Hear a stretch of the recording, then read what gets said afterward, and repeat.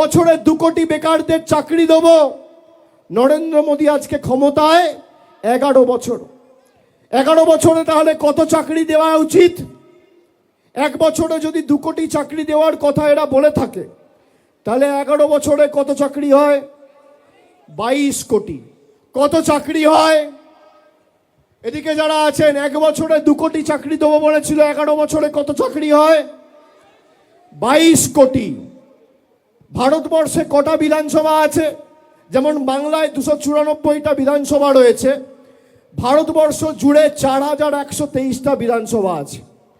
এই 4123টা বিধানসভার মধ্যে আমি বাংলার কথা ছেড়ে দিলাম, যদি গুজরাট বা উত্তরপ্রদেশের একটা বিধানসভায় নরেন্দ্র মোদী সরকার দেখাতে পারে 22 কোটি চাকরি আর 4123টা বিধানসভা, আপনি যদি ভাগ করেন তাহলে প্রত্যেক বিধানসভায় 53,000 চাকরি দেওয়ার কথা। নরেন্দ্র মোদী সরকার যদি প্রমাণ করে একটা বিধানসভায় 50,000 ছেড়ে দিলাম, 5,000 চাকরি দিয়েছে, আমি রাজনীতির আঙিনায় পা রাখবো না, আজ থেকে রাজনীতি ছেড়ে দেবো, এত বড় কথা বলে দিয়ে গেলাম। দেখাতে পারবেন? মিথ্যে কথা, মিথ্যে প্রতিশ্রুতি, মিথ্যে জুমলা, আমাদের অপমানিত করা, আমাদের কৃষ্টি সংস্কৃতিকে বাংলাদেশি বলে দাগিয়ে দেওয়া, এরপর বিজেপির কাছে আমাদের গণতন্ত্রের উবাচ নিতে হবে। আপনারা দেখেছেন গত মাসে ব্রিগেড প্যারেড গ্রাউন্ডে গীতা পাঠ অনুষ্ঠান বিজেপির বাবুরা অর্গানাইজ করেছিল। গীতা পাঠ অনুষ্ঠান, লক্ষ কণ্ঠে গীতা পাঠ, গীতার একটা শ্লোক এরা বলতে পারবে না। সেখানে একটা গরিব যুবক দিন আনে দিন খায়, সে চিকেন প্যাটিস বিক্রি করছে বলে তাকে ধরে মারা হয়েছে।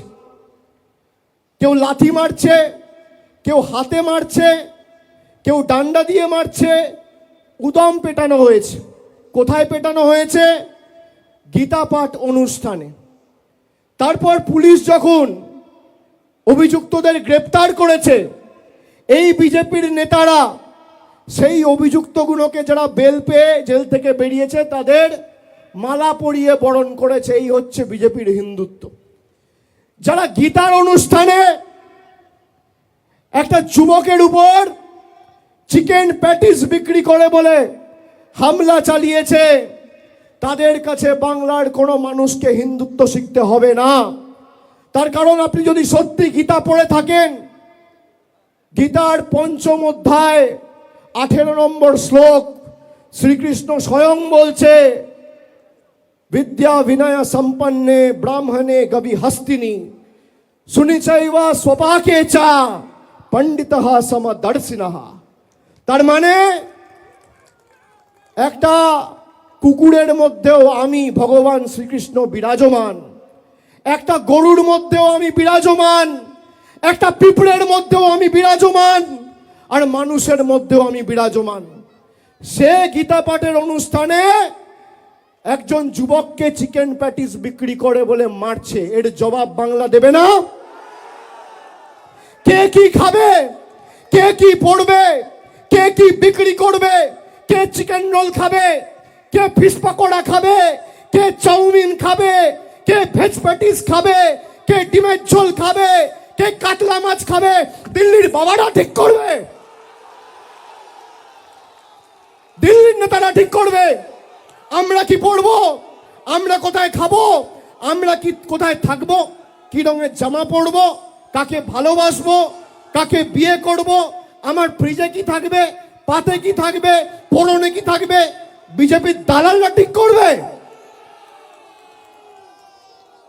যতদিন মমতা বন্দ্যোপাধ্যায় তৃণমূল কংগ্রেস আছে, বাংলার মানুষের দিকে যদি চোখ উঁচু করে তাকিয়েছো, চোখ তুলে তাকিয়েছো, গণতান্ত্রিক ভাবে যেভাবে মানুষ জবাব দিয়েছে 24 আর 21 ভোটে, 26ও ব্যতিক্রম হবে না।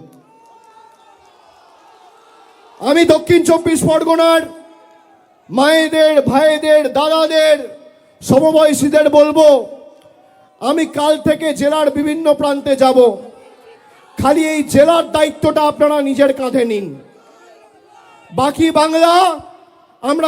এখানে দুজন ভদ্রলোক আছে, একজন ভদ্রমহিলা আছে, সবাই দেখতে পাচ্ছেন? দাদা এদিকে একটু দেখান। দেখতে পাচ্ছেন?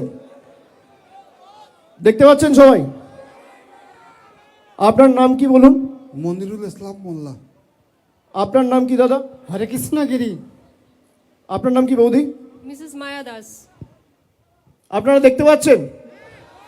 এদিকে যারা আছে, এদিকে যারা আছে, এদিকে যারা আছে, সংবাদ মাধ্যমের বন্ধুরা সবাই দেখতে পাচ্ছেন? এখানে আমি একা আছি, আমার পাশে দুজন ভদ্রলোক, একজন ভদ্রমহিলা আছে। এই তিনজনকে দেখে কি মনে হচ্ছে আপনার? আসুন আমার সাথে আসুন। এই তিনজনকে দেখে কি মনে হচ্ছে আপনাদের? কি মনে হচ্ছে? কি মনে হচ্ছে? ঠিক মনে হচ্ছে? এই দুজন ভদ্রলোক দিয়ে দেখছেন, দুজনের বাড়ি হচ্ছে মেটিয়াবুরুজ বিধানসভা, আর বৌদির বাড়ি হচ্ছে কাকদ্বীপ বিধানসভা। দেখতে পাচ্ছেন? কি আমি একা দেখছেন না চারজন দেখছেন? কজন দেখছেন? কজন? এবার শুনুন, ইলেকশন কমিশন এদের দেখতে পাচ্ছেন না, এদের মৃত ঘোষণা করে দিয়েছে। এই জন্য আমি রাম মানিয়েছি। আর এরকম 3-4টে কেস না, খালি দক্ষিণ 24 পরগনা জেলায় 24 জন রয়েছে যারা জীবন্ত বহাল তবিয়তে রয়েছে, কিন্তু এদের দেখিয়ে দিয়েছে মারা গেছে। কোনোদিন মৃত ব্যক্তিদের র্যাম্পে হাঁটতে দেখেছেন? দেখেছেন? দেখেছেন? এই কারণে আমি তৈরি করেছি যে এদের কি চক্রান্ত, বাংলার মানুষ যাতে ভোটাধিকার প্রয়োগ না করতে পারে এদেরকে মৃত দেখিয়ে দেওয়া হয়েছে। আরে আমরা যতদিন আছি একটা মানুষের মৌলিক অধিকার আমরা যেতে দেবো না। দিল্লি আগামী দিন তৃণমূল যাবে, বিজেপির দালালরা তৈরি থাকো, ভ্যানিশ কুমার তৈরি থাকো, তৃণমূল দিল্লিতে যাবে। আজকে যা মাঠে লোক হয়েছে আমি ছেড়ে দিলাম। রাস্তায় পাটুলি থেকে আসার সময়, পাটুলি থেকে শুরু করে এই ময়দান অবধি প্রায় 20-22 কিলোমিটার রাস্তা, সোনারপুর হয়ে এলাম। রাস্তার দুধারে যা লোক ছিল, 1/3 লোক যদি দিল্লিতে যায়, জ্ঞানেশ কুমার অমিত শাহ বানের জলে ভেসে যাবে, চোখে দেখা যাবে না। খালি রাস্তায় যা লোক ছিল বানের জলে ভেসে যাবেন। আজকে এসআইআর এর কারণে যারা মারা গেছেন তাদের দায় কার? অপরিকল্পিত এসআইআর এর কারণে যারা আত্মহত্যা করছেন তাদের মৃত্যুর দায় কার? আজকেও একজন ভদ্রমহিলা বর্ধমান দক্ষিণে ফুলমালা, জয় বাংলা বাবা, জয় বাংলা,